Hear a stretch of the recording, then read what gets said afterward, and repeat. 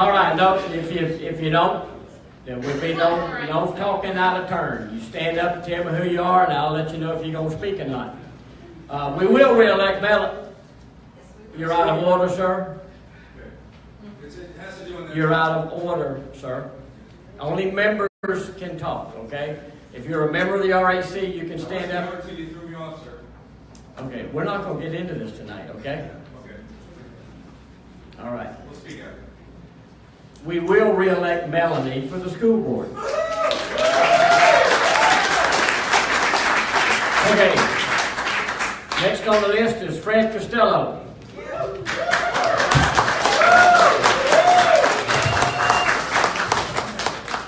I don't know about you, but I'm flipped out excited about what happened today. How many of you know who is our new Secretary of State? Yes.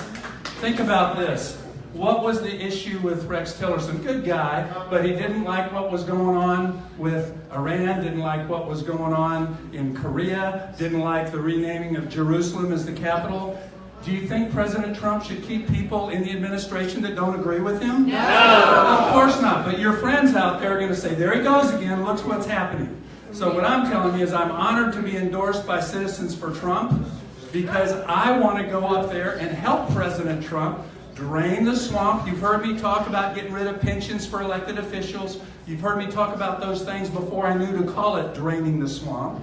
I want to go up there and make America great again. You've heard me talk about the Judeo-Christian values that we need to work on. It's the family. That's what's going on with these kids and these wackos. We've got to get back to our values. But what I want to focus on tonight is the Constitution. How many of you know that the reason that we have so many issues going on is with our debt is because we're not following the Constitution. I'm the guy that years ago talked about shutting down the federal departments of education, energy, labor, interior, housing and urban development, environmental protection agency. We've got to get rid of those things because they're not constitutional. I'm the guy that said, I can't imagine, notice I didn't pledge, I don't make pledges I can't keep. I can't imagine voting for a budget that doesn't cut the annual budget deficit by $100 billion from the year before. If we keep spending more than we take in, our grandkids are going to have an issue.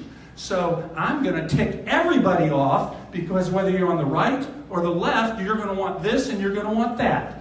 But we need to send people up there that know how to say no. When I was in the Florida House, I was part of the team that cut $6 billion from our budget, from the Florida state budget. There were protests outside my dental office. Anybody think my partner was happy? Not.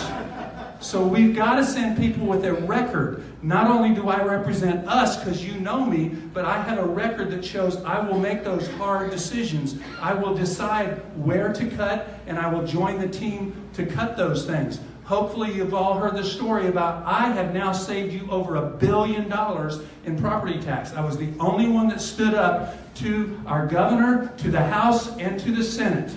I'm the one that said we cannot raise local property taxes. The required local effort was $428 million the first year, $440 million the second year, and this year it was over $300 million that we did not take from you. We let you keep your money.